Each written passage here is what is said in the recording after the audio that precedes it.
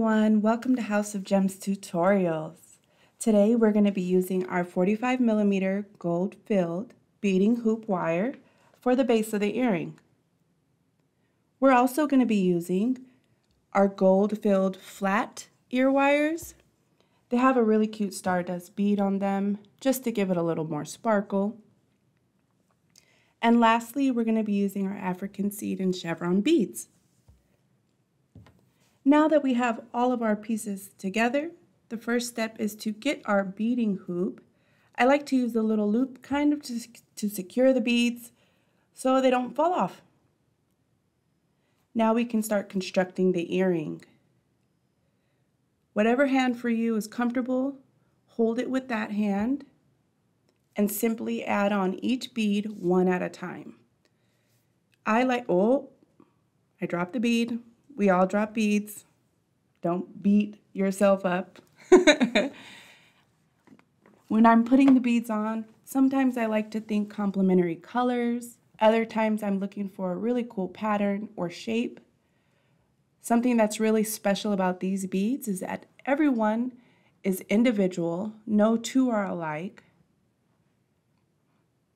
And at this point, I'm simply just making sure that the coverage of beads is going to match my example earring that I have already constructed. Sometimes you need to keep adding more beads. You're just going to do that until it matches your first earring. This is a cute little peppermint red and white bead. I thought it was really fun. Kind of ties all the colors. And again, I'm going to make sure that the coverage of beads matches my first earring. If you don't have an earring already made, then it's up to you how much of the hoop you actually want to cover with beads.